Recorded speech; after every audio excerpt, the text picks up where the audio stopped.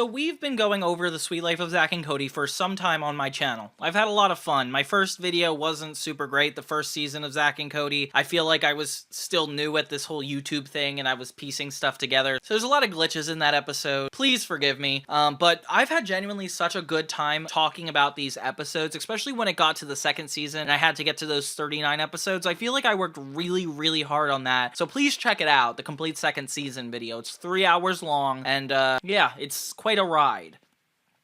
But now that we're at the final season of Sweet Life of Zack and Cody, I don't even know what to do with myself. I was thinking maybe I should get a job. Huh.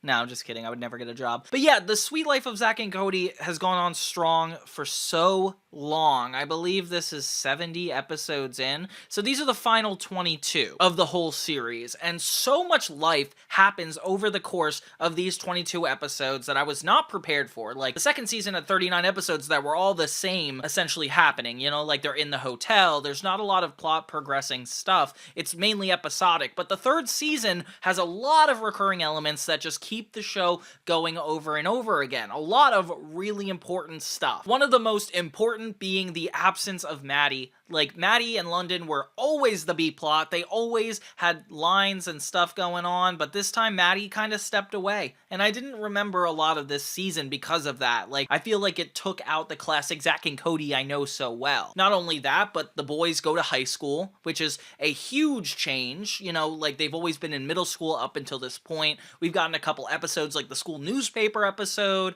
or like just seeing them at school, but now it becomes like a bigger staple of the series.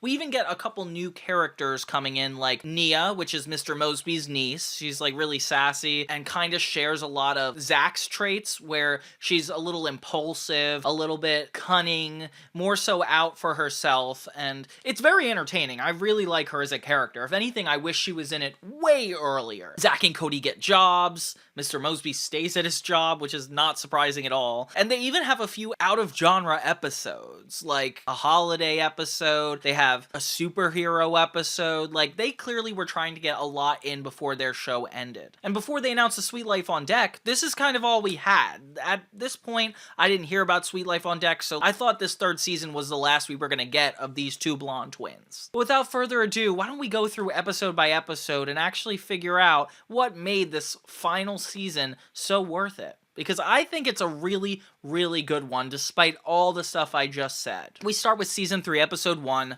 Graduation. And this is about the boys actually leaving middle school. It's funny because we get like a little bit more glimpses into their middle school right as we're like transitioning to the high school, so it's kind of random. We got Freddie Benson's mom as a guest star in this episode. I was not expecting that at all. The plot is about everybody getting ready for graduation, and Zack is not going to pass. Like, he has to go to summer school, therefore he can't graduate with the rest of his class. I'm not sure if you guys remember that. I definitely remember being freaked out by a class or two convincing me that I might not graduate. I feel like they always put it in a way that they never let you be held back unless like you really don't do the work or you miss too many days. Like, I don't remember ever any of my friends having the kind of issues Zack is having in this episode. Like, there's always some way to kind of make it up. Of course, Cody just happens to be competing with Barbara for valedictorian, the person that has the final speech at their graduation, which I don't remember them doing that in middle school, but hey, I could be wrong. And it's fun seeing their relationship have a lot of tension because of that. It definitely foreshadows a lot that goes on with him and Bailey. I don't know why Cody's complex just has to be that he's smart. Like, he can't have more character traits than that. I mean, it was the 2000s, what can I say? Seeing them argue, though, is actually a really funny part of this show. Zack really gets away with this for longer than you would expect. Like, he manages to get somebody else's entire robe. He ends up tricking the audience that his name got called by, like, throwing something at the teacher. And the people we're really following this is the parents. Like Zack and Cody's mom and dad just think that there was no way he was ever gonna pass, so they're spending this whole episode hyping him up, being like, no, this is a celebration,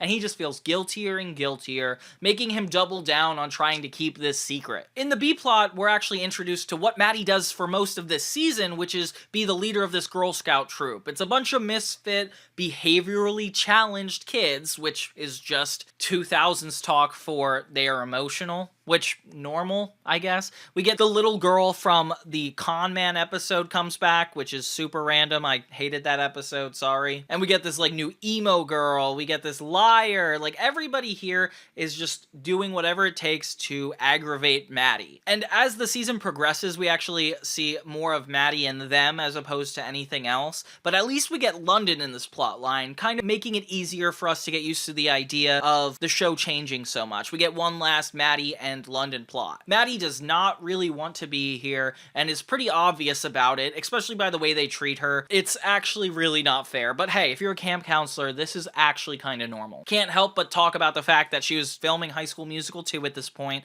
She was already too big for her britches on Sweet Life, which is kind of sad. I feel like, looking back, like, you didn't want to be a part of some of those episodes. Like, come on, Maddie. Zack's plan gets so far, even to the end of the whole ceremony. It's not until the party they have afterward, which, by the way, why is Mr. Mosby invited? I feel like he's the antagonist here. And Zack admits to everybody what he did and that he could still graduate, he's just going to be having to go to summer school, which...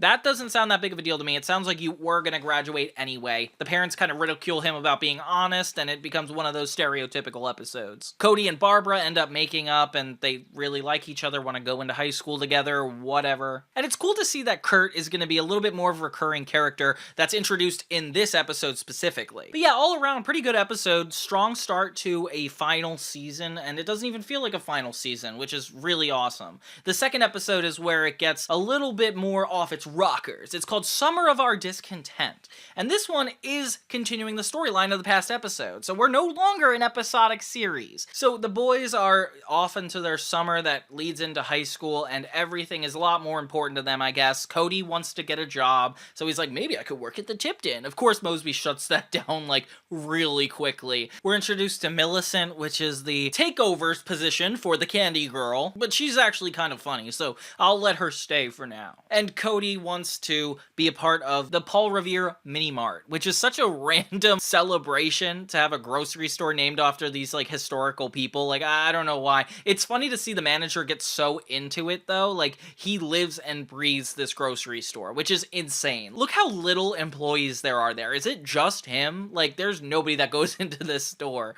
But yeah, Cody really wants to work there, and this guy will not let him. I guess Cody's too young. I remember when I was in 8th grade, I was trying to go out to get jobs, and they definitely said I was too young. When I was 15, they were like, you have to be 16. And then when I was 16, they're like, you have to be 18. And I'm like, I don't understand the job market. Luckily, I haven't had that issue since. But yeah, so Cody ends up promising this man that he could get him a date with London Tipton. And London already knows this, like, right off the bat. It's so funny that she chooses now to be, like, a genius. Maybe she's dealt with this a lot longer. Because when Cody goes to her with this, she essentially is like, no, I couldn't do that. Until Cody convinces her that this is, like, a publicist and is just going to be interviewing her. Okay, good.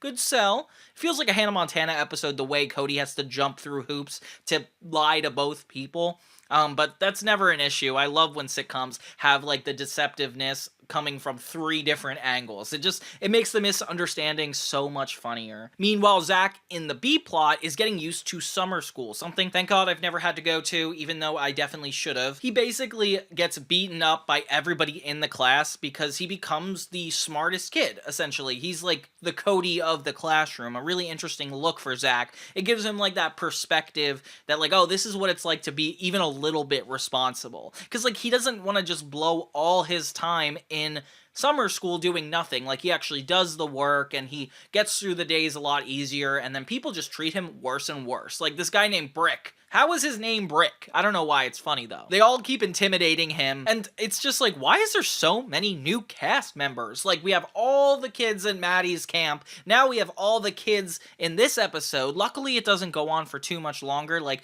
these kids are not in more than this episode, but it is pretty interesting. The teacher is so wacky. I don't know if she would ever actually treat students like this. I mean, obviously it's Freddie Benson's mom, so maybe she would, but it's crazy. So Zack has to choose between being well-liked and actually being a responsible person and getting his stuff done, which is a really admirable plot. I like that he ends up coming out on top for it. He even invites everybody in the class over to help study for the test because he doesn't want anybody to go back to summer school again next year, which is a really brave thing to do. I don't know why they had to go to his apartment. I feel like this classroom was used in a lot of Disney Channel shows too. Like, That's So Raven definitely took place in this. I don't remember Hannah Montana taking place here, but like something about this room is a little too familiar. It definitely is the episode Smart and Smarterer, but they were also in middle school at the time, so obviously that makes sense. It gets really funny when London and the Paul Revere guy are actually on the date, and Cody has such a hard time at keeping the secret. Like, I wish he could have kept it a little bit longer, but it is way too obvious to just not overlook. London and this guy end up hitting it off, actually, which is crazy because neither of them know what's going on. It kind of reminds me of the Sweet Life on Deck crossover with Wizards, where Justin and London are on a date. Like,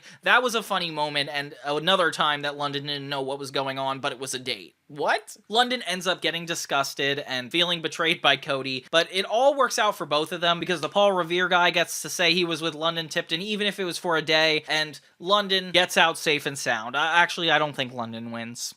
Sorry. Cody ends up finally getting this job at the mini mart, which I've never seen somebody so determined to get that one specific job, but if it's conveniently next door, I guess that makes sense. And the episode pretty much ends with all positivity, with even Zack passing his test and getting to go into high school, something that the show is just going to keep diving into. So let's jump to the next episode, 3, called Sink or Swim, and they hit a territory that they haven't done before on The Sweet Life. London Tipton has a crush, which is obviously funny. London is one of my favorite characters in all sitcoms. I don't know why, like, she's just so good at owning it. And in this episode, she ends up falling for Lance the pool boy, somebody we've seen time and time again. But here, like, they actually develop a connection, and I kind of like the way they went about it, especially since it's not just like a one-episode crush. Like, they end up having like this really sweet moment in the pool. Zack is officially out of summer school and trying to find something to do to be responsible, so he's kind of going back to his old ways because now he's like not the smartest kid in the room. Funny that like psychology kind of works like that. He ends up wanting to get a job just like Cody did in the last episode. Funny that like there's this delay, but they both had the same goal over 2 episodes. Actually, it's kind of annoying because it makes me think that they just used the same plot twice. I think they did. So yeah, Zack ends up working for Arwin. Hilarious. I love Arwin.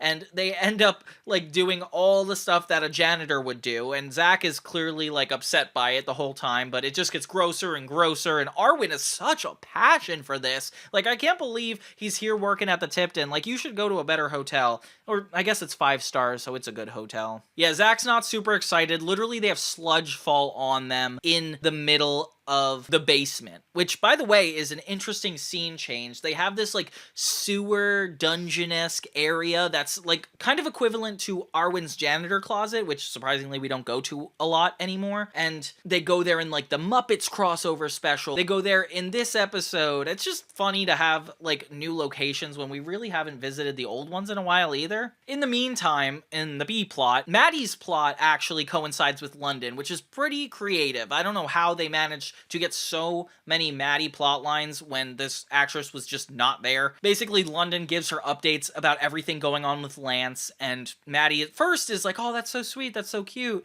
And then all the girls at the cabin start alerting the tabloids about London Tipton being with this guy. And then suddenly, like, London doesn't trust anybody, and Maddie feels horrible. But then London mistreats Maddie, and Maddie's like, oh, actually, I morally am okay with this. So she actually joins the girls, gets as much info as she can, and then keeps spilling it all on London, which... that's not a good friend, Maddie. I'm sorry to tell you. Zack is super sick and tired of working with Arwin, so he's like, I want a job at the mini-mart like you, Cody, and Cody kind of just lies to him and is like, oh, we're not hiring, yeah. Until Zack learns that they are hiring, and he just lied to him. Zack hates working with Arwin, and I hate that it gets worse for him like that. Because poor Arwin, he just cares about what he does. So Zack, being, like, pretty negligent, ends up ruining the pool with London and Lance in it, and it's filled with sludge. And basically, like, Arwin is in huge trouble because of Zack's negligence. And it's funny, because Carrie warned him. Like, Carrie actually went to Arwin, which I respect as a mother. I like that she went to Arwin and was like, hey, he's taking advantage of you. Like, he's not being a good person. It's almost like she's his mother, but also a good person at the same time. Hey, cutie.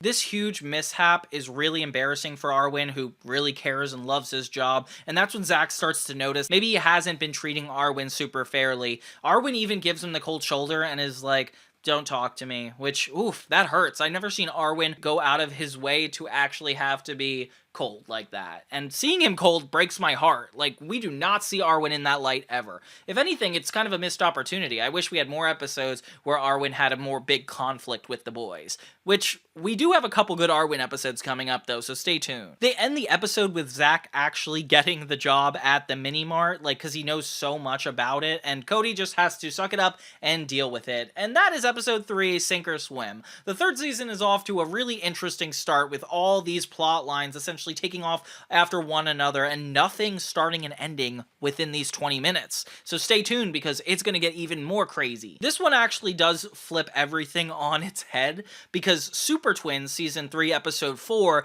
was a part of a 3-part series with Hannah Montana and Corey in the house. It's called Wish Gonna Miss, and basically they had the same plot line span over all 3 shows. Cartoon Network did something just as cool called like the Invaded Takeover, where they actually used 5 shows. There has to be a record for something like that. Please check out my video about Cartoon Network Invaded because that was such a cool way to cross a plot line between 5 different shows, and it was super creative at the time. And yeah, this is kind of what's happening here because this episode's called Super Twins, and you'll be surprised, it's a genre-switched episode. So Mosby is at his peak anger with Zack and Cody, which is crazy because it's like been at least 60 episodes at this point, and he's like tired of them leaving their bikes at the Tipton. So Zack and Cody are just annoyed that they have to act like kids all the time when really they're starting to get really mature, which is always a funny plot line for kids shows. They see a shooting star and wish that they were actually like an adult, like they had superpowers. So Cody ends up getting the ability to read people's minds, and Zack gets the ability to run super fast. An interesting combo. I wonder how long it took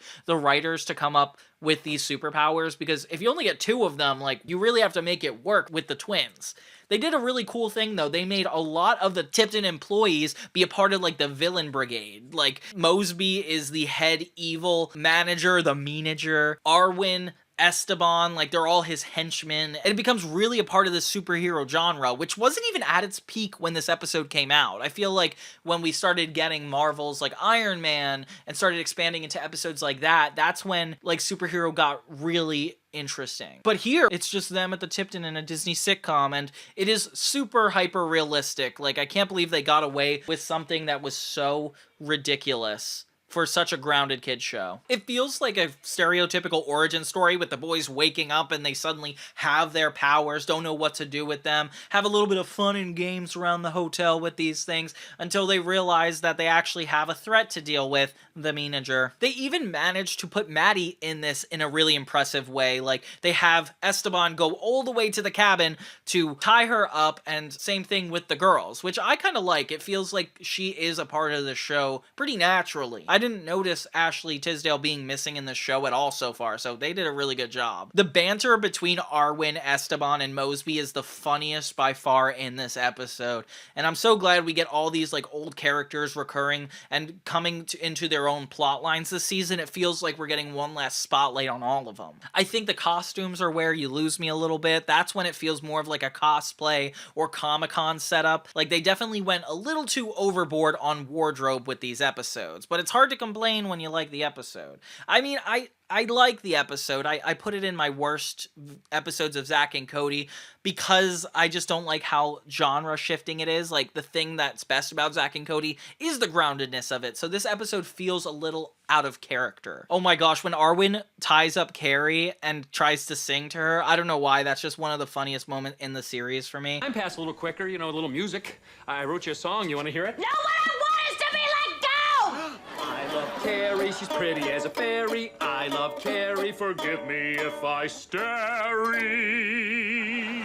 I thought it was painful being tied up. Because it's like, of course that still has to go on despite the fact that they're superheroes. Like, they're so true to their characters even in this episode, and you gotta respect that, because if this was iCarly or Victorious, they probably would have just made some meta jokes and this would have just gone super haywire, but Disney knew how to do this right. The manager's overall plans is to turn all the kids into adults, which it's funny at first because he uses this ray it's like an adultifier or something, and it hits Bob and he just gets a suit, and they just assume that the suit is the superpower, which is so funny. And in the end, they actually turn the adultifier on Mosby, turning him into a baby, therefore defeating him, therefore comic book ending. Kind of. It feels like it's not doing well in the comic book genre, and it's reaching a little bit for the sitcom genre, so all around this episode feels a little awkward, but it has some good moments, like Maddie being included, London being included, and having Esteban, Mosby, and Arwin be the evil team. I don't know why that part is just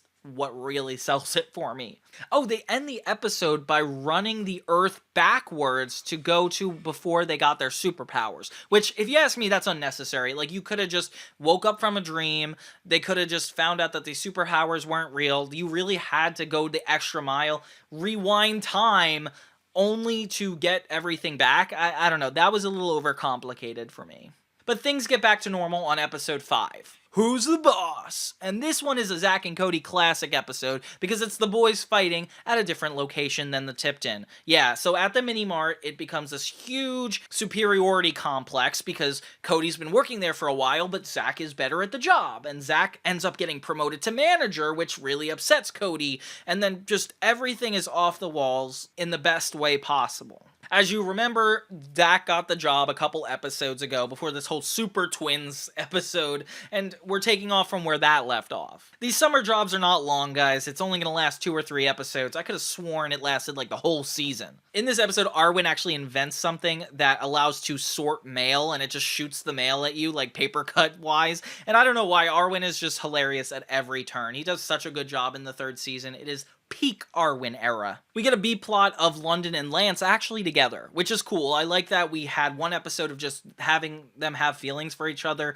to see that it was genuine, and now we have an episode kind of testing how far they'll go to stay together if that's what they really want. Like, London's old book club friends, including Alexa Nicholas, come back for this episode to kind of show London's aristocrat side, her super rich side, which it's so funny because it's so few and far between that we see London actually getting along with people that are also rich and famous. Like, I feel like she spends most of her time with Maddie or like people around the Tipton, so when these guys come in, it's kind of more of an event. They definitely make the stakes a lot higher, and I feel bad for Lance because he clearly wants their approval, and London is like ashamed to be with him. Do you remember that in the 2000s when like people were more ashamed, like if you acted a certain way, to be seen with you or dating you?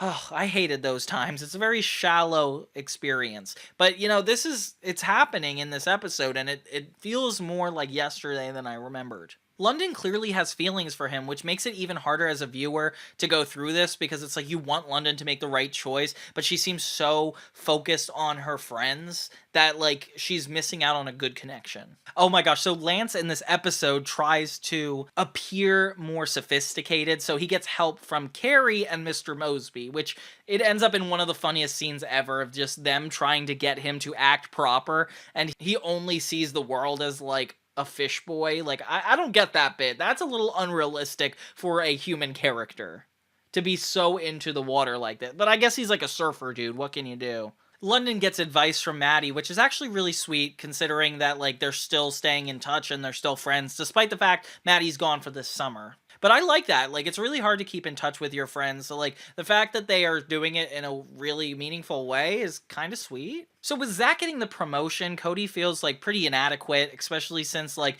he's the smart one at school and suddenly his genius isn't applying to real life. I feel kind of bad for him in that department. Like, that's really hard for him to accept. So he invents this, like, 5-arm machine, which is kind of something Arwin would do. Like, considering in this episode, like, Arwin invented something, then Cody invented something.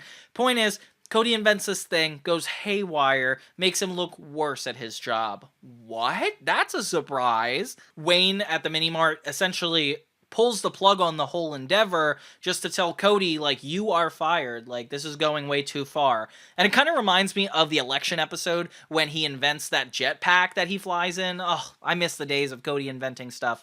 This is cool that they have it in this episode, though, and I wish they had it more in Sweet Life on Deck. That would have been, like, top tier. Sweet Arwin, though, trying to help Cody throughout this whole episode. I feel like he becomes more of a main character than he ever had before, and you have to appreciate that about him. So the episode ends with London trying to make it up to Lance by dressing up like a mermaid and looking ridiculous in front of all of her friends to show, hey, I'm not ashamed to be with you. Meanwhile, Lance does the same thing. He changes to wear a suit and actually be better for her. And it's kind of sweet to think both of them contributing. Like, it's all about compromise in relationships. They do a really good job at setting an example of that.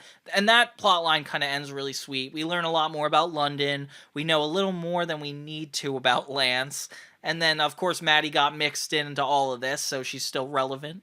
And Zack becomes the bigger person by telling Wayne to rehire Cody and give him another chance, which is very sweet. I feel like Wayne should have done that to begin with. Like, it's still very noble to watch Cody make such sacrifices for this job. Like, he does not need to do that. I just clock in and clock out when I'm at work. Episode 6 is called Baggage, and this is where Nia gets introduced. Mr. Mosby's niece, and I wish she was in earlier. I thought she was in earlier, honestly. Like, this is jarring to me. And their relationship is really cute because it's kind of like the same way he is with Zack and Cody, where it's just fun to watch his buttons get pressed. And Nia is so good at doing that. She actually takes over for Maddie as the candy counter girl, in addition to Millicent. So now it's Millicent and Nia at the candy counter. Okay, that's a lot of math for me. But yeah, that's kind of random. You immediately can see her influence on this. Like, she clearly wants to just take the easy way out on everything. Like, she's not interested in learning too much. And that is where London Tipton comes in perfectly. She's like a more cunning version of Maddie, and bringing that to London adds a lot to their dynamic and probably fills in the space that Maddie would have given. She's great for the Sweet Life world too. Like, I definitely remember Nia from way back when, so I was excited to see her again. Unlike the other cast members like Skipper, or like, there's just some random people in this show, honestly. The episode's called Baggage because it's about the mini mart once again. They're trying to get all these Zack and Cody plot lines out of the way and have them in the workforce. I don't know why that becomes such a thing. It kind of reminds me of On Deck when Zack ends up losing all their money, so they have to get a job working at the Sky Deck. I like that they managed to make that a staple of that show. Like, that's definitely a positive thing, but if you know me, I don't love Sweet Life on Deck, so it's not like it's a complete win. But yeah, Wayne is against the Betsy Ross mini mart next door, which is even funnier. Like, I don't know why all these historical names have to keep coming up. Zack and Cody has a weird history with history. Like, they had that episode with Grandma Mosby where they learned about the first black sailor. Then we had the episode where they were doing the Boston Tea Party. And now it's just everything's named after all these significant people in the American history. It's random to me. It's too random. Basically, they do a bagging competition, which they actually did on one of my favorite shows, Raising Hope. And basically the goal is whoever bags the fastest. And Zack and Cody are competing in this little endeavor. It feels like not a super relevant plot line to be a Sweet Life of Zack and Cody episode, but it's comical enough that I want to see the boys in this situation. Nia realizes who London Tipton is pretty fast and tries to kiss up to her so that way she can get as much as she can out of that friendship, which is, at least right off the bat, you could tell that that's why she's being friends with her. I feel like Maddie would just occasionally want to reap the benefits from London, but this girl is full-on manipulation tactic, and I'm here for it. Mosby tells London that her and Nia can't be going to this concert, which is kind of a real blow for Nia because she gets to do all this with London Tipton. Like, it's a big deal for her, and so they get really upset, and then they come back a little bit later. Turns out they went to the party. Oops. We get Skipper back, and he is the interesting placeholder for Esteban. He's just this southern confusing guy that I don't know why he's in this show, and I don't remember him super well. I know he was in that Mummy episode, and suddenly he's back. Okay. They end up having this huge party in London's suite, and it actually collides both of the plots. Like, Zack and Cody end up going to the party, which is insane because they're getting ready for this bagging competition, and Nia and London get caught by Mr. Mosby for doing all this. And next thing you know, Nia's like, okay, well, I guess I'm just gonna have to move out because she's been thrown around to so many different families for acting this way. But Mosby's like, no, you know what? I made a promise to your mom and you're gonna stay here. I kind of wish that Mr. Mosby was like, no, like, I believe in you. Not like, oh, I have to do this, so I have to. It's like, okay, thanks. But yeah, it's good to see that Nia's going to be here for the long run. I really wish that she was introduced even earlier than today, but that's okay. I like that the whole party thing, they get in trouble for it. Like, that never happens on this show. And for a show about being in a hotel, you'd think parties would come up a lot more, but they don't. Oh my god, it's so funny when Carrie busts the party because Cody wants to take this girl he's been seeing with him who looks so much older than him and thinks that his mom says she could take him back with them. And I'm like, what? That's crazy. That's something Disney would never do anymore. Crazy. They end up doing the bagging competition, but Zack falls asleep, so essentially they lose the whole thing. Aw, I really feel bad because these guys were actually pretty good at it. Cody's really angry, understandably. But hey, you did it too, Cody. So the episode ends actually pretty negatively. They have to end up dressing up like the Betsy Ross mini mart from across the street, and it's kind of funny. It's interesting how, like, these episodes don't always have a moral, and then in this one in particular, there is a moral, it just doesn't end right. I don't know. It's a good episode, though. Baggage.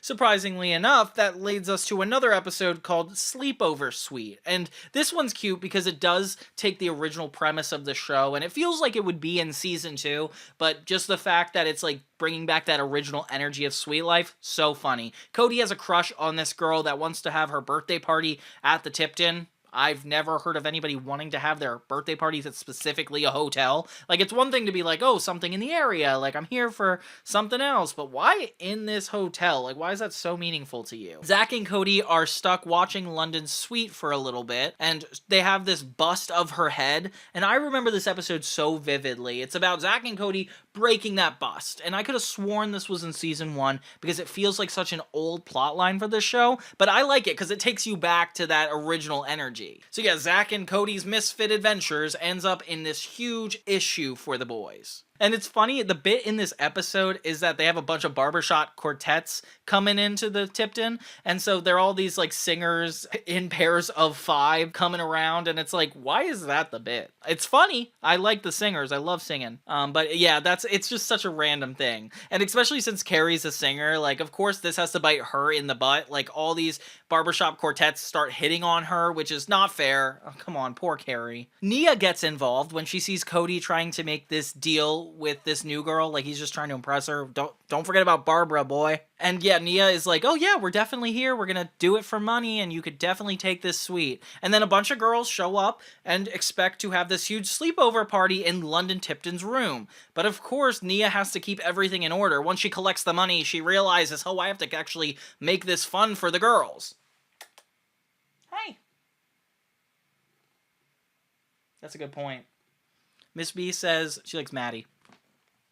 Oh, careful, girl. She likes to go on the computer setup. That's not how it works. Anyway. So Zack and Cody are trying to get away with hijacking London's suite. And Nia is collecting all the money. Hey, the girl from Austin and Ally is in here. I was not expecting that. Oh, and then London ends up coming back early, and this is actually kind of the funny part. She's, like, expecting to go back to her suite, but since all these girls are staying the night, they have to convince her to go somewhere else. At first, they're like, oh, you're on the wrong floor. And it's like, how in the world would she be on the wrong floor? She's not that stupid, but I mean, it's London. Maybe she is. So Zack and Cody start taking care of her in their own personal suite just to buy some time. And it's so crazy how they're, like, jumping from one place to another. Definitely classic Zack and Cody memory. Zack gets crazy in this episode because he kisses 2 girls just to distract them. And it's like, whoa, what's going on here? It's so funny, though, when he kisses the second girl, the first one's like, how dare you? And it's like, I don't know, that's a good joke, especially for somebody like Zack. So Mosby and London are, like, on the brink of finding out. Nia's gonna get in trouble, Zack and Cody are gonna get in trouble, and these girls are not having a fun party. London thinks that they're exterminators to get rid of the bugs that Zack and Cody lied about being in there, and it's so funny she does not pick up on that immediately. She has Ivana. Oh my god, remember Ivana? Turns out they have to come clean, say that the only reason that they had this party is to get the money back for busting London's vase. And of course,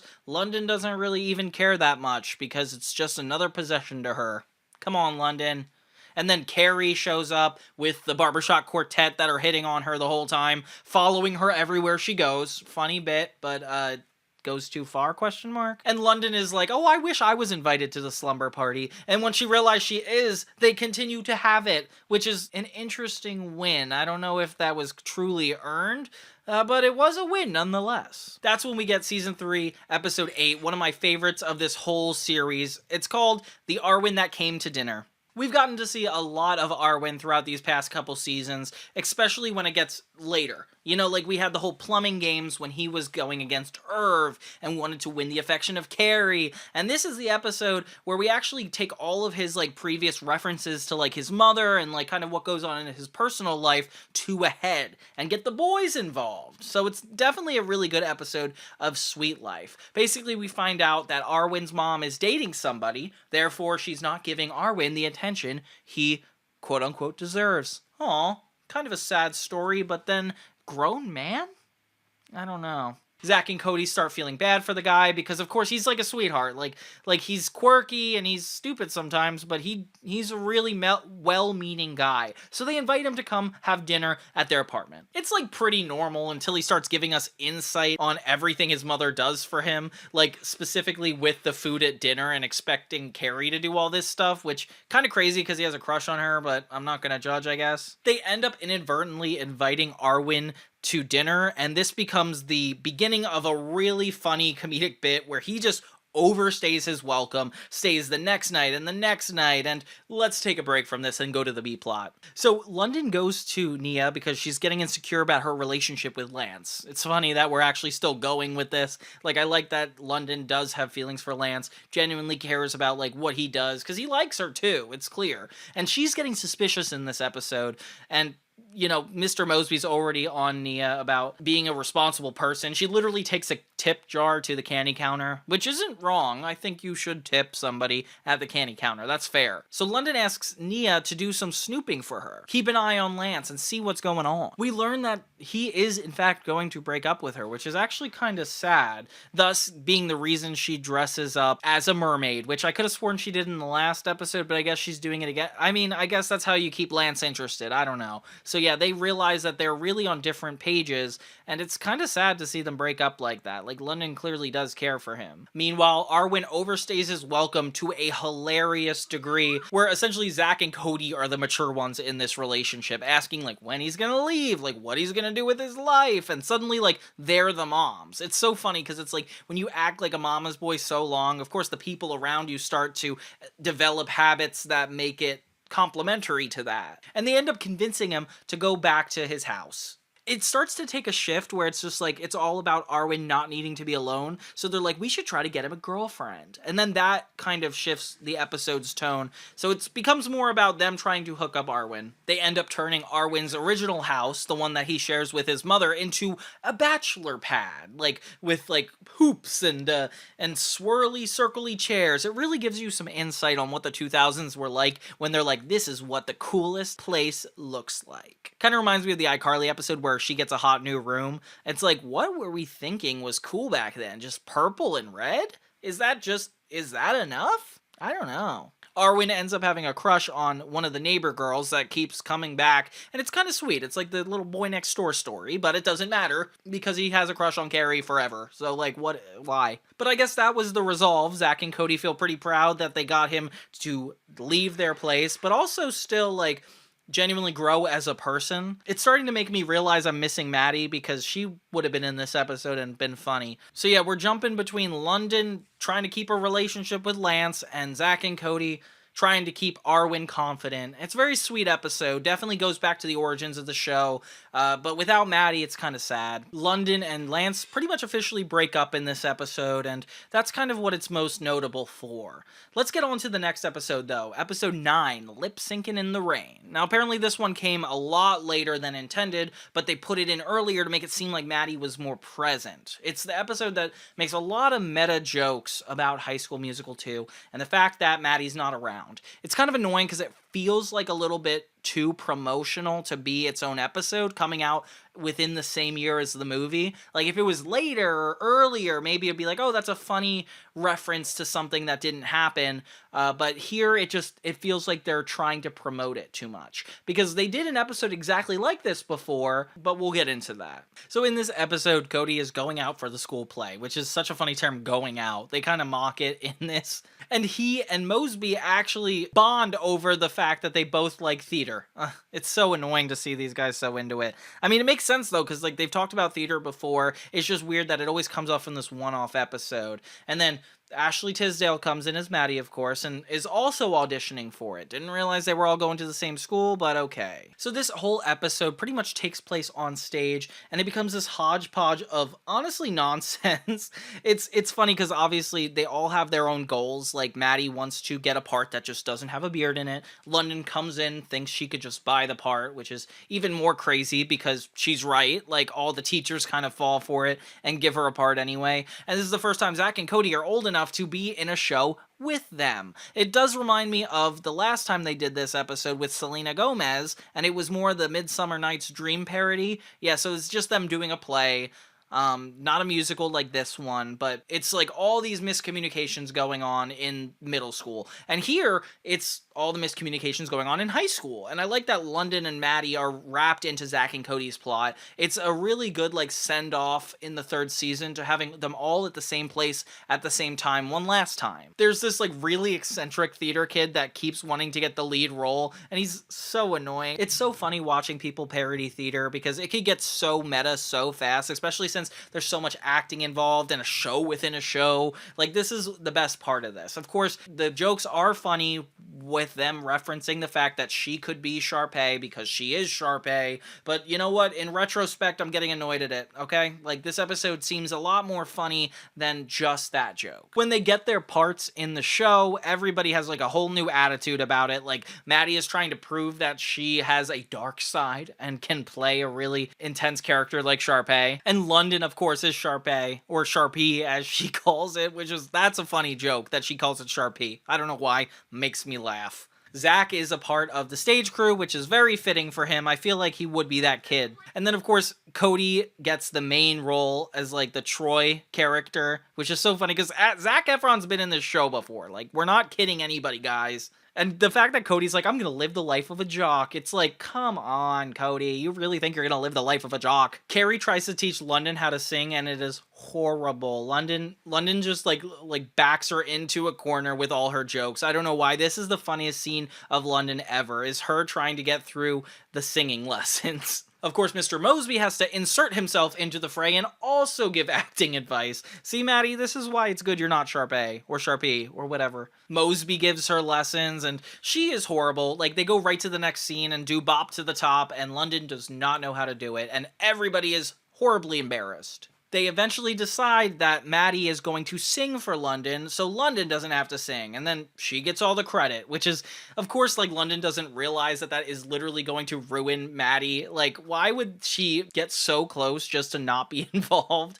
But yeah, it is funny the way it plays out, and to think that, like, Maddie does it without getting any credit is also funny. Then when it comes to the actual show, Mr. Tipton shows up, which is cool lore into London's existence. Meanwhile, Maddie's behind the curtain the whole time, starting to get really fed up with everything she's going through. Of course, Zack is there to be supportive, which I find kind of sweet. Like, I like seeing them, like, be at each other's side for most of this episode, considering it's, like, one of the last times we'll have, like, a lot of scenes together. But yeah, the whole show goes haywire, of course, because it can't go well, and all the boys enter the stage.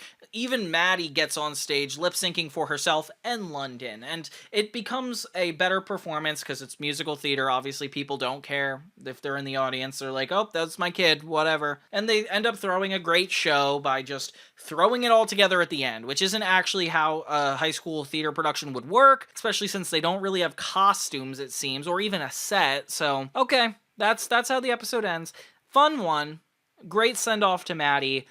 Let's move on. That's when we get to Season 3, Episode 10, First Day of High School. We finally get to see Zack and Cody in high school. And I remember this episode super well from the promos. I remember them talking a lot about how, like, everything's gonna change now. But really, I look back and think about all the episodes that follow it taking place under this new backdrop. Like, it feels like they just needed a place outside the Tipton, and they did a good job at making it be this. We learn that London is kicked out of Our Lady of Perpetual Sorrow, which is funny because we haven't seen her there in 20 episodes, and yet that's the joke. She's not there because she's not been showing up. So, like, Mosby is like, you have to go to school with Zack and Cody, essentially. And they do.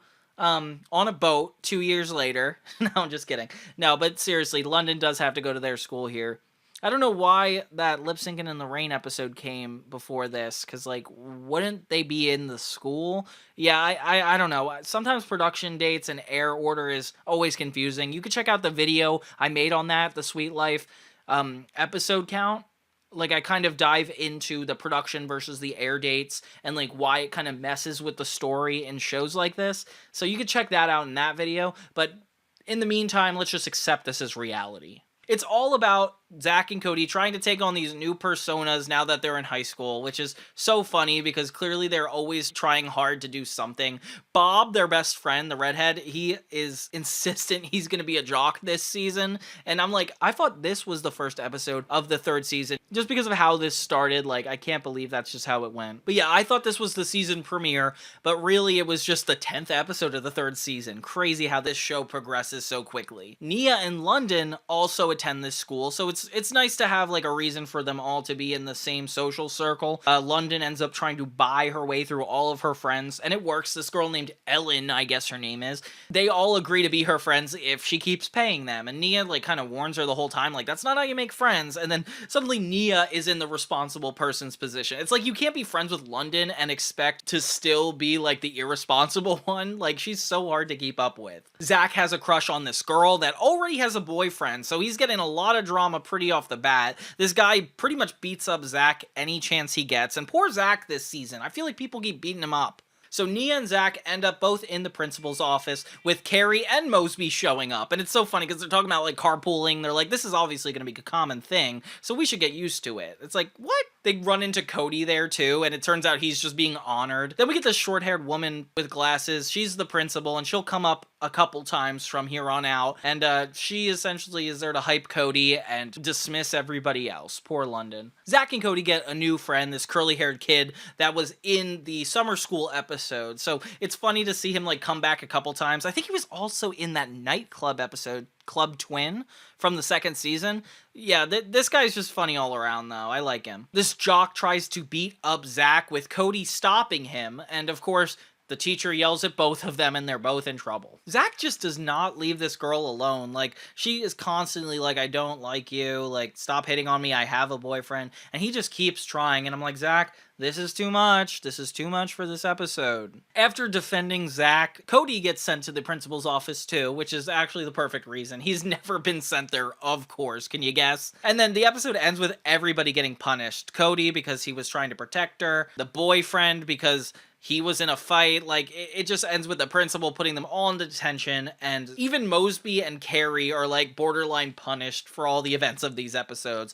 A crazy first start to the first day of school in high school for Zack and Cody, but it's definitely putting this whole season up to a really fun start. Not sure if you recognize the girl that Zack keeps hitting on. It's Danielle Panabaker. She's somebody that was in a lot of Disney episodes. I always got her confused with the girl on Good Luck Charlie, but yeah, they're different people. Sorry, guys. Episode 11 marks the halfway point of the final season of Sweet Life of Zack and Cody, and this episode is called Of Clocks and Contracts. And I gotta be honest, this episode is one of the more boring ones from the 3rd season, but it does keep the spirit of the original in mind. So, Nia and London have to do a science project, and neither of them really know what to do. They're kind of, like, leaning on each other to get this done until they realize they could take advantage of Cody. Yeah, so Cody is trying to get paid by London, but then also help Nia. And he's like, oh, I don't want to be in between this. Let me just help you both. So he decides to do a potato clock for both of them and ends up doing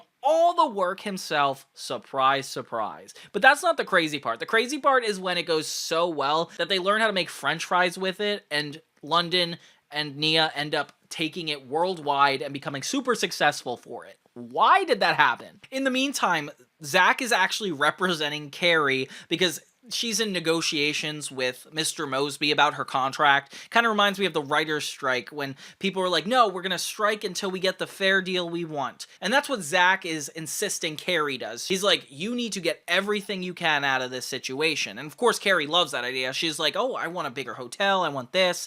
And Mosby does offer her a lot of things, but then Zack makes her double down way too much than she's comfortable with, to a point where, like, she's borderline going to lose her job. But he's like, no, like, they need you more than you need them. And it's like, what? So then he asks her to play the long game and is like, let's just stay out of it until they can't hire another person. And, oh, they do. Yeah, there's auditions literally the next day, and Zack befriends a clown and wants to represent him, which is kind of crazy. I'm like, why does all these people want a 14-year-old to help them through their financial and managerial issues? I don't know. So yeah, Carrie gets even more stressed out at the situation, and Zack gets more into it by starting to wear a suit and having a little earpiece. I don't know why. Zack is just so charming in this episode, because you know that he clearly does know what he's doing most of the time. He's just smart enough to not bring out his brains when it really matters. He negotiates with Mr. Mosby and gets her fired. Isn't that insane? Like, imagine your kid got you fired. But she tries to keep a brave face, and that's when they get auditions for new people, and it's just wacky. Later, Mosby does eventually start to cave, and another guy comes in saying like, oh, we want you, Carrie, working at our hotel. And Mosby's like, no, no, no, you work with us. And then they start fighting with each other until Carrie takes the other offer. But twist, it's not a real offer. It's the clown. Zack started representing the clown and then used his first gig to help get his mom more money. If you were the clown, would you have showed up for that gig? I don't know. And then Mosby's like, yeah, you gotta go for it. And so now Carrie's out of a job, and she thinks she's getting all these benefits, but nada. By the end of the episode, though, it does come out pretty well. Like, Mosby ends up hiring a comedian who actually is really unfavorable to all the guests at the hotel, so Carrie just comes right back in and takes as much as she can get. And it's kind of like a win-win episode, with Zack seeing his side that is actually like negotiating and like has a lot of potential. Like, this is a fun side of Zack. And seeing Cody taken advantage of constantly, like, it seems like the third season is really beating up Cody and Zack, and in a good way. It's like trying to mature them and trying to force them into the adult world, which is funny because it's like you see them less in the sewer, you see them less in the air vents, you see them not up to as much as they are having conflicts with other things going around them,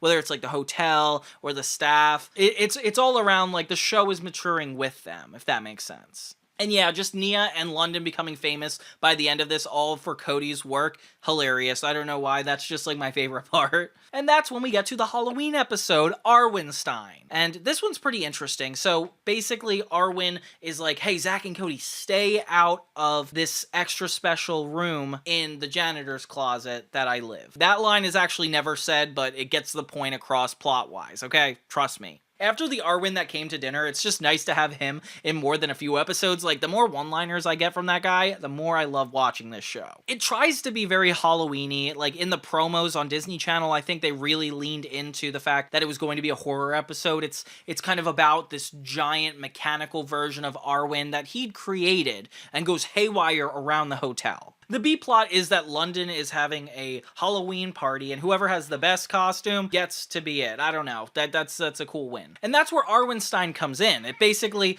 everybody thinks it's Arwin, so it's the perfect scary outfit. The episode does take eerie turns. Like, it has, like, scary music every now and then. They try to keep it in a little of a horror realm, but it doesn't really live up to the Ghosts of Sweet 613 from the first season, which is essentially a really good Halloween episode. But I like this one, too. Of course, Zack and Cody think this is Arwin the entire time, not the robot, so it's definitely coming across really funny.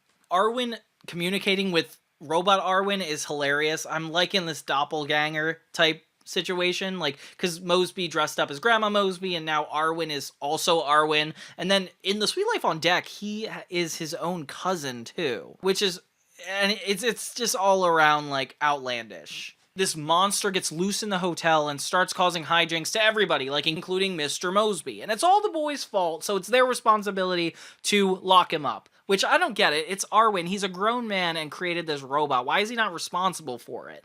It's funny because it's like he put it together from just, like, a cereal box idea, which I can't believe that's the way. They convince everybody this is Arwin until the Halloween party, and then they finally get him to go with them. Cody and Zack are just trying to keep this guy a huge secret because they do not want to get in trouble. And it becomes a lot harder when they get to the party because people are like, wait, why is there two Arwins? Costumes are funny though. Mr. Mosby's dressed up as a werewolf. Esteban is also a werewolf. And Carrie is a ghost. Okay, that's fair enough.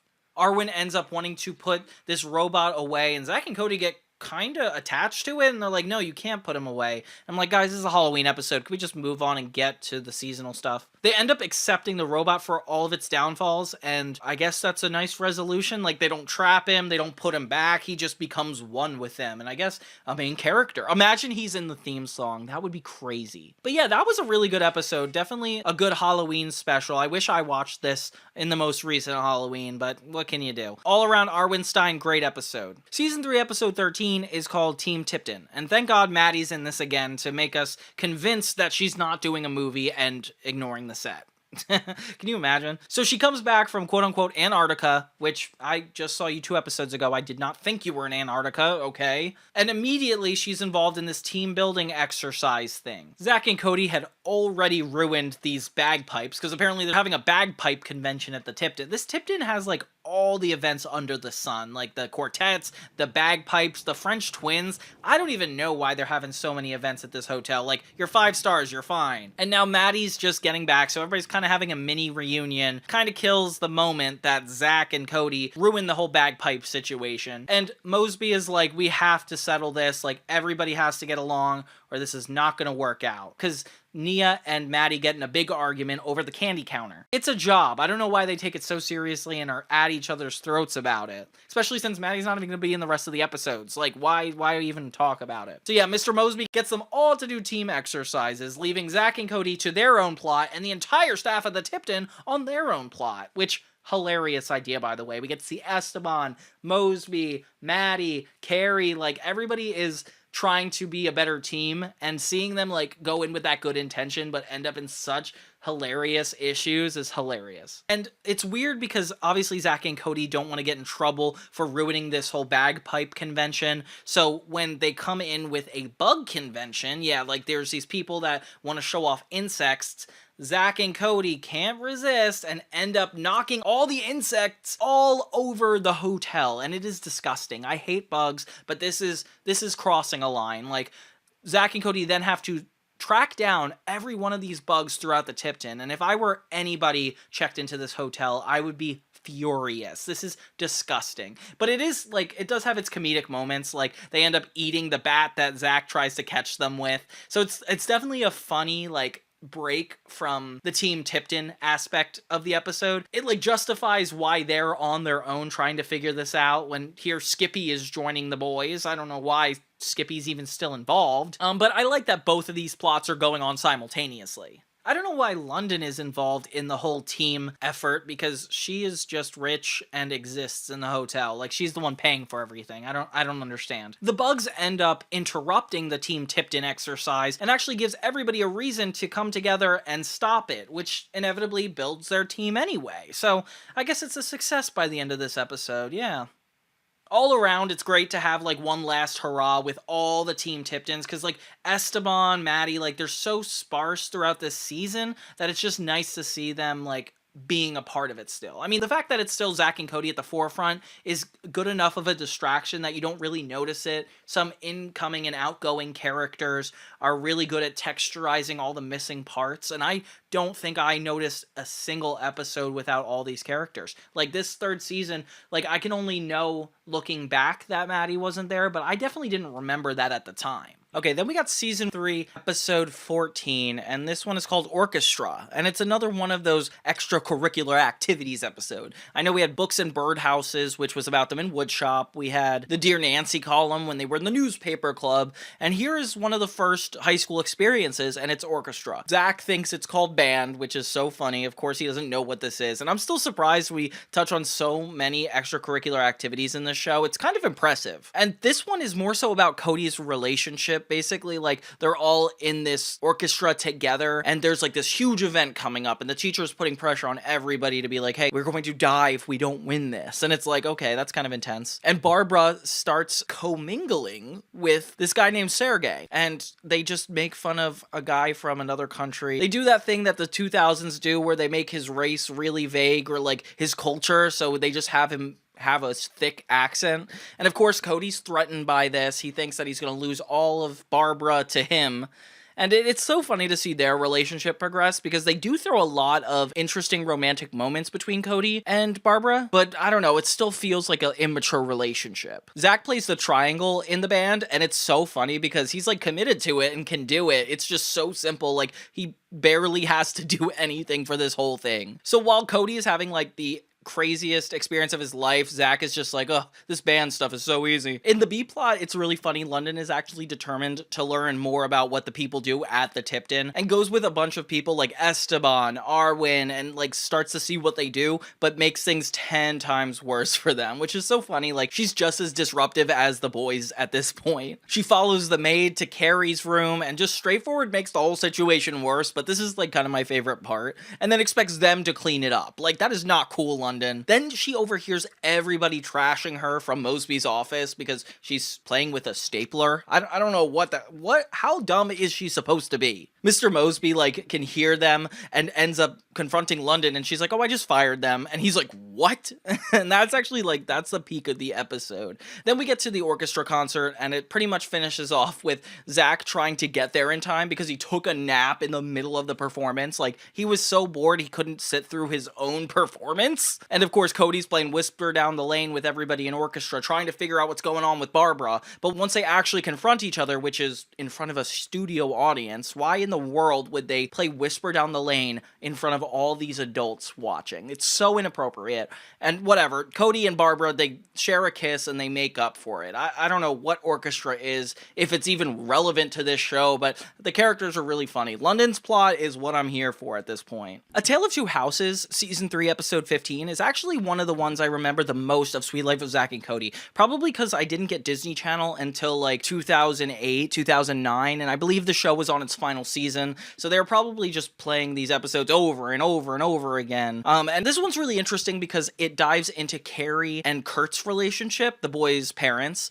and it's kind of about Zack and Cody, but more so about their struggle to kind of keep this divorce civil, and you'll understand what I mean by that when we get to the end of it. But basically, Zack is not allowed to be alone with his new girlfriend. Like, Carrie is like, nope, it's not appropriate. I'm not sure if your guys' mom did that, but my mom definitely did that. They have this nerdy kid friend that keeps following them everywhere and insists he's their dad's son too, which I find really funny. This guy's like in like 2 or 3 episodes at this point, but he's already one of my favorite characters. I just miss Bob. Like, where's Bob been? And in the B plot, Esteban actually finds out that his family struck oil, so he's rich. So London actually takes him under her wing and shows him how to be a bad person, pretty much. And he's just like buying things off of other people. He even ends up taking London's suite from under her, gives Mr. Mosby a bigger offer, and the dad can't refuse it. So London is just out of a hotel room. Oh my gosh. But it's really funny the way, like, London gives out the advice and he listens. Like, clearly it's like comedy gold here. I don't know why London's episodes have just been really good lately since Maddie's been gone. Kind of feel bad to say that. The boys learn that Kurt's new apartment is going to be actually right near the mom's house, so he's going to have his own place, and the boys can spend their time there, which is actually getting to that divorced parents plot lines that I've always wanted. I love those. They're really good. Because, like, no other Disney Channel show does it, you know? And once Zack and Cody find out that their dad's apartment is empty most weekend nights, they decide to steal the key from his apartment and have their dates there. But crazy situation, they don't know each other's doing it. So Zack goes there to entertain his girlfriend. Next thing you know, Cody told his girlfriend the same thing, that they're going to spend a night at their condo, and they catch each other in the same lie. And then they keep trying to get away with it. They end up like on a double date, which is so crazy, the fact that they like try to make this work. And the next thing you know, their other friend shows up with his girlfriend, and you're just like, I didn't even know this guy could get a girlfriend, let alone a model like that. Like, what? And of course, Kurt finds out, and the boys get in trouble. But then you think it's gonna go downhill worse, because Carrie shows up, and it looks like Kurt did all of this, like their dad. So they actually, like, take the mature route, and they're like, okay, actually, no, this is our fault, like, don't get mad at our dad. And it's very sweet. I like that they take that moment to actually, like, take accountability for what they do. When Zack kisses Barbara, it's kind of insane, and asks her to come back later. Like, what? Zack, you can't do that! All around, like, a very memorable episode for me. It definitely took me back to growing up and watching this show so much. So this is a good one. Then we got episode 16, Tipped Online, and this is funny. I mean, obviously, the Tipton and Online combined It just shows how ignorant we were about new technology in the 2000s, because most of this episode is about London having a web show. So Cody decides to help London make a web show because she only gets 1 million hits online, and her best friend Portia gets 5 because she has a web show. So then they're like, let's start iCarly. No, I'm just kidding. That's a separate show. But you know what I mean. So yeah, Cody is the tech producer like Freddie, and London starts this whole Yay Me podcast. And this is a staple of the original show. Like, I can't believe it came on this late in the series. Like, it's the last 5 episodes, and this is one of the best ideas. So yeah, you understand how really dumb London is. Like, before, earlier in the series, like, she would just be like kind of selfish, but now she's just straightforward, like, stupid. Like, everything she says on the show, she doesn't understand a single word Cody's saying. She doesn't understand what he's supposed to do, and she ends up taking advantage of Cody, like humiliating him online, and the chat is just like blowing up the whole time. They actually get pretty successful with it, and we get a lot of really ridiculous references to new media that it looks like they don't know what they're talking about. Like, they're referencing online and being like, shut down the internet. It's like, that's not possible, guys. But I do like that there's a Zack and Cody episode that gets into more of the relevant stuff of our age. Like, that was new at the time, and we were all doing stuff like that. So the fact that they're trying to throw a web show is like a really funny idea. When Cody feels underappreciated, London ends up getting her friend to do it and then makes her eat dog treats. It gets like worse for her, and she basically has to make a character development moment and actually apologize to Cody. Like, everybody demands to see Cody. One even writes Cody-licious in the comments, and it's like, what? And she offers a formal apology, actually getting to Cody, and he's like, oh, this is so thoughtful. And the episode kind of concludes like that. They both feel appreciated, and London can continue taking advantage of him, pretty much. Like, he's not helpful. Oh, and then there's this side plot of Zack being obsessed with this video game. It's like an online battle game, and he just speaks gibberish to Carrie. Obviously, Carrie doesn't know the technology. I barely know what he's talking about in this episode. And it's funny because it's like, we did start the online gaming culture back then. I don't know if we had like a physical sword that we attached to the computer as much, but we definitely had some aspects of that. Later, Zack actually finds out that the villain he's been fighting in the game is Mr. Mosby. Yeah, Mr. Mosby is an online addict.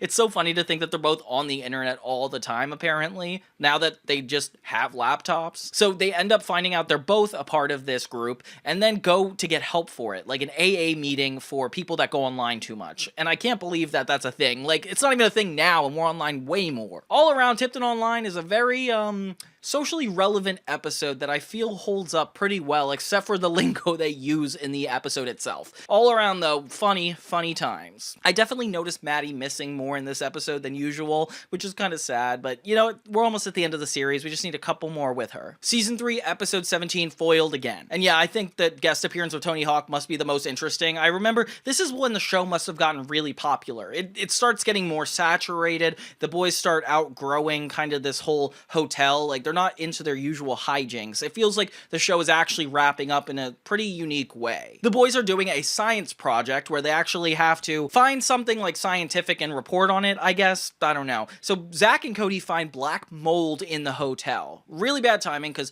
Mosby is about to have people over the hotel, as he always does. Another one of those weirdly specific conventions. I don't know, who could this be? And Cody and Zack are like freaking out about it. Cody starts having really big realizations on how they can't escape bugs or germs, and like has a full-on existential crisis. And this is where he starts to remind me of his Sweet Life on Deck counterpart. I feel like this is like the environmental Cody that keeps coming back up. This is the episode where he really gets into it. He gets a full white bubble suit, and he keeps getting called a marshmallow because of how ridiculous he looks. This episode should just be the episode with characters in white suits, because the same thing's happening in the B-plot. Maddie and London are taking fencing lessons from a really handsome fencer, and they both have a crush on him, but make a rule that neither of them can date him, okay? Then, surprise, surprise, they both establish dates with him. Then they start getting in a fight, start fencing themselves, and let's put a pause there because there's still more going on with Zack and Cody. So then Zack and Cody try to warn Mr. Mosby, who is like on red alert, and everybody's freaking out, especially since Cody started wearing this marshmallow suit. It looks like mold is definitely in the hotel. Black mold is apparently really dangerous, so they have to warn everybody. Chef Paolo's in this, which I like, a little callback to some of the old characters, Chef Paolo. hotel. And I'm like watching Mosby really closely to see if he actually tries to hide this secret or tell them up front. Because I don't know why, like I would love to see if they're trying to get something deadly out of the hotel. Like that's a big moralistic question for him.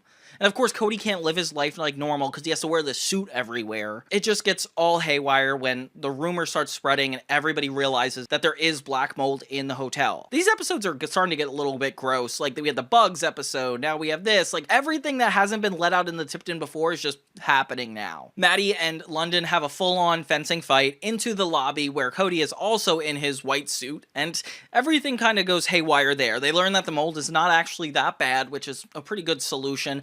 And London and Maddie learned that Diego actually has a girlfriend already, so he's kind of a player and wants to date both of them, which girls, he said yes to both of them on dates, and they're both surprised that he's a jerk. Like, I can't believe, like, that shouldn't have been the first red flag. But yeah, it was fun to get some shout outs, like Chef Paolo coming back, seeing Maddie and London have a plot line to themselves again definitely reminds me of classic Zack and Cody, and seeing Cody just go overboard because of something Zack told him is exactly what the show calls for. So this all around was pretty good episode. Romancing the Phone is actually, like, one of the last Maddie episodes, I would say. Like, the rest of the show, she's, like, barely in. But in this episode, somebody is, like, missing their phone, and Maddie keeps answering it, and it keeps sounding like it's, like, this perfect man for her. Like, somebody who likes the opera, and likes all these things. And it's kind of like a modern-day Catfish episode, where she doesn't know what he looks like, but she's fallen in love with his personality. Basically, people keep asking her what she's gonna do, and she keeps falling for him more and more. And this is the most, like, socially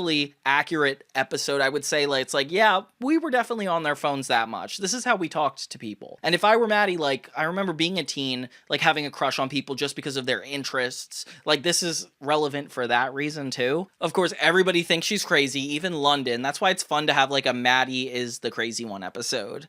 This one has to be notable for its guest stars. We have Drew Seeley and Jaden Smith. So in this episode, Cody is, like, embarrassed that he's not as tough as Barbara, which is such an overdone 2000s plot. Like, the classic toxic masculinity traits taking over. Like, of course, that has to be in Zack and Cody, too. This kid that Jaden Smith plays is one of the most cultured people out there. Like, he knows Japanese traditions, he knows how to cook, and he's just a genius all around. It's clear that he only really wants a friend, too. Like, it doesn't matter to him that he knows all this stuff, so he keeps asking the boys, despite, like, them asking him to do favors, like, oh, teach me karate, teach me Japanese culture, show me how to make food. Like, they're using this kid for so many things, and it's, like, not even fair for him, and he just wants to go out bowling, and he's like, can we go bowling after this? And you feel, like, really bad for him. But it's just funny how smart he is. So yeah, the boys use him in different scenarios to try to figure out what's going on with the girlfriend, and meanwhile, Maddie's fantasizing about what it's going to be like to meet this guy that's exactly her dream.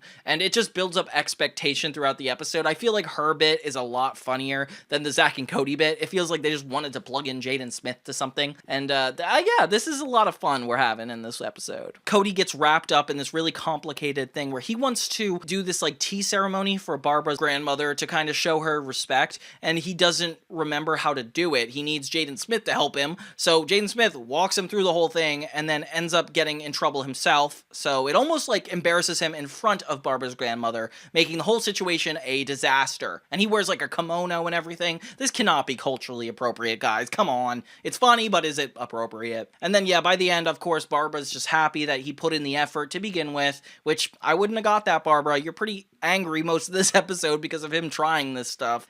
It's all around a lot of fun. Maddie ends up finding out that the owner of the phone is actually a really old man, and I'm laughing because I'm like, that makes so much sense. Like, who else would be into opera like that? He tells her, though, that he has a son that is her age that might be interested in dating, and she actually has a win at the end of this episode. She just goes off with the guy, and I'm happy for her. She's had a lot of bad situations in the past. Remember the time Eric from Drake and Josh was here and she was on a date with him? That was random, but all around, this is a really crazy episode. Romancing the Phone. So Season 3, Episode 19 is called Benchwarmers, and this one is the second to last episode, but it's so funny because it's a lot about London, Cody, Mr. Mosby, all of them joining the cheerleaders. It starts off being more about a basketball episode. Zack is determined to do a really good job at basketball, and they have this new coach who is huge. I think he's like a guest star. I don't know what he's famous for, though. It's so funny, though, because it feels like it's about to be about basketball, but then the whole plot is more so about the cheerleading. And guess who is the head cheerleader? Daniela Monet from Victorious. Didn't see that coming, did ya? Did you? I like Daniela Monet. Sorry about that, guys. She gets really intense about this stuff.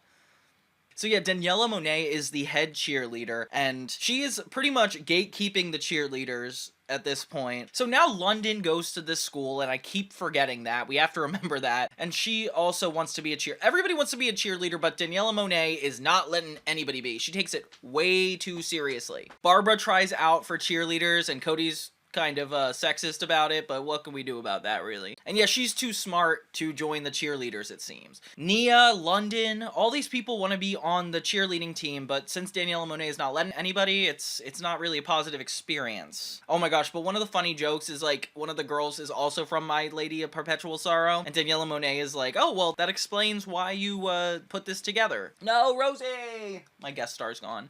When everybody's bummed about not being on the cheer team, they decide to start a cheerleading team of their own with Nia. Nia is the candy girl, the new one that is related to Mosby, and yeah, she's interested too. They end up forming a cheer squad together, and they're all like the misfits, like they're the ones that didn't quite make the team. Cody wants to join too, but he's like too embarrassed about it until Mr. Mosby gives him like a huge speech. Hey, like, there's some good male cheerleaders out there, and you're like, okay, Mosby was a cheerleader. Makes sense now. They even like rehearse in the lobby of the Tipton, which I find really funny. Oh, the French girls are back. That's another notable thing. Like, toward the end of the series, we get one more appearance from the French girls. And they're so funny. I like that they're, like, incorporated throughout the show, especially since we haven't seen Bob in a while. Like, some of the main characters still keep coming back. So London, Cody, and Nia with the new cheerleading squad take on the school's official cheerleading squad, which isn't very cheery of them. And how many shows at this point have them joining cheerleading squads? Like, Hannah Montana does it. I think I just saw an episode of Wizards of Waverly Place, like, and Zack and Cody too? Like, come on. This is supposed to be the only male-centric show on Disney Channel, and of course they're all joining a cheerleading squad as well. Not that there's anything wrong with that. And yeah, Nia ends up getting way too aggressive by the end and getting their team disqualified. Meanwhile, of course, Zack is trying to prove his worth on the basketball team, and none of these distractions are being super helpful. He does finally manage to get the winning basket, but that's kind of how the episode ends. The cheerleaders end up coming together and actually performing together because they actually have a lot more in common, which is crazy. It took them 22 minutes to do this.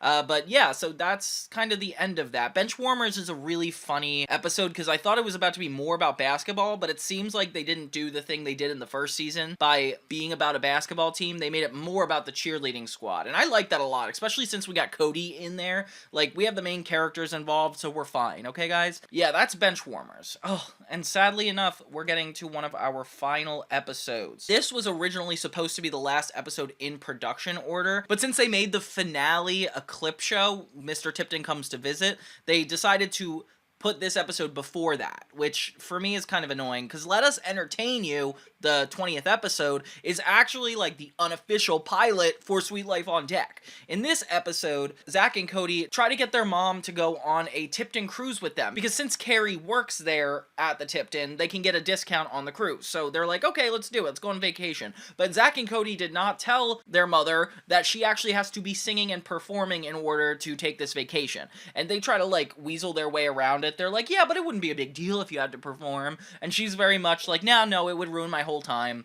And they still, like, don't tell her up until they even get on the boat and start going into the festivities. The manager of this boat is a really condescending woman that actually makes it seem like she's about to have this all-inclusive cruise, but Carrie doesn't know that she expects her to sing. When Carrie finds out, which is pretty quickly, they try to lie and say that there's, like, the prettiest passenger on the boat gets chosen, and I think that's a funny joke. But yeah, then she quickly finds out that they're only staying because she has to sing. And she gets furious, basically is like, no, I'm not gonna sing, is there anything else I can do? And they start treating the passengers super poorly, which I feel really bad about. The manager is basically like, okay, well, you're gonna sleep in this ugly suite, this, and this, all because you're not gonna sing. And I feel so bad for Carrie. I feel like Zack and Cody kind of put her in a really tough position in this one. And then we have in the B plot, they're actually doing a fundraiser on London Tipton's Yay Me show, which is actually really funny that, like, she tries to get everybody involved in the Yay Me show. Mr. Mosby ends up being a guest star because none of the guests can show up. There's like a huge blizzard in Boston, which is rare, I guess.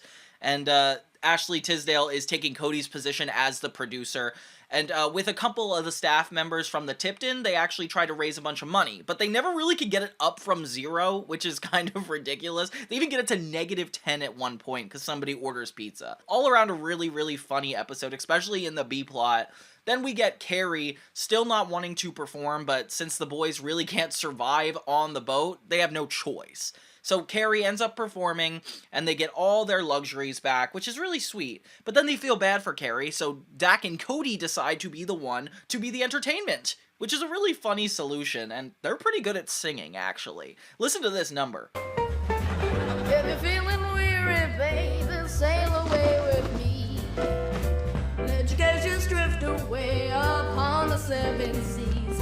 Once you pack your bags, you've got nothing to lose. We're gonna have a great cruise. It's weird to see this premature excursion on the Suite Life on Deck because, you know, like, the main set's a little bit different. They don't even have the hot tub set up, and seeing the boys, like, in their natural states, like, from Suite Life of Zack and Cody makes it feel like we're going into Suite Life on Deck a lot more smoothly. So I really do like this episode, and it makes a lot of sense in context of the spinoff. I wonder what it would be like, though, if they didn't have the spin-off. I feel like it's still a good episode nonetheless. Seeing Carrie, like, struggle to, like, talk to her kids about this is also really funny. And it's good that we get our final episode, 21, Mr. Tipton Comes to Visit, at the Tipton, because it's our last moment there. And I don't know if you guys heard me talk about this before, whether it was my blooper video, my clip show video. Basically, the final episode of Suite Life is all of them in the Tipton, and Mr. Tipton is coming to visit, which obviously is in the title, and it's a clip show. It's basically we get each of the employees at the Tipton expecting to either get a bonus or somebody getting fired because of Mr. Tipton's visit. And all the stakes are raised, and basically everybody's trying to make a defense for themselves as to why they should either get the raise or get fired. And it's really funny because obviously we get all these hilarious moments throughout the, I don't know, 80 episodes that Suite Life has had. And there's no better time to do a clip show than I feel like the finale of a show. Like, sure, it sucks that, like, we don't get one last original story, but we do get, like, one last celebration, and I'll never fault them for that. Like, Drake and Josh did miss the Dr. Phyllis show at the end of season 3, and I thought that was a little premature. This one, at least, is, like, a little bit of a nice experience. All around, Mr. Tipton Comes to Visit. Not the ideal way to end a show, but I definitely think it was a good way. And it was really funny to see them come together one last time. It's weird, though, because Zack and Cody had, like, the least amount of flashbacks and new scenes because of the fact that they're going to be on the next series, which, I don't know, like, still, did that really... They're the main characters. Why would they not get the majority of this? So yeah, that is Mr. Tipton Comes to Visit, and that is the last episode of The Suite Life of Zack and Cody. Dang, we went through 80 episodes pretty quickly, and I'm so sad to, like, say goodbye to this, especially since I feel like they really picked up their stride when Zack and Cody got to high school. I think, like, Maddie coming out was actually pretty impressive. All around, like, great series, phenomenal ending. The second season only had some weird moments for me, but all around, like, I loved watching this show, and I hope you guys liked watching it with me. We've come such a long way, and I really don't know if I want to do the Suite Life on Deck, but feel free to let me know in the comments if that's even worth it. I would love to dive into it, but I really don't want to. I guess I wouldn't love to then. Yeah, the point is, if you guys want me to, I'll do it, whatever. Thank you guys so much for watching Johnny 2000 and sticking with me to the end of another series. It's, like, so weird going from the first season retrospectives all the way to the last, and I really like to do full series deep dives. It's just, like, a little bit at a time. So the more you guys like and share, the more I can keep doing what I do, and thank you guys so much for letting me do it. I really appreciate you, and if you guys want more shows or have any ideas for stuff I could do in the future, please don't hesitate to comment on my channel, like, join my community. I just started a Reddit page online called Tween TV, so don't forget to check that out. Thank you guys so much for watching, and I will see you guys next time.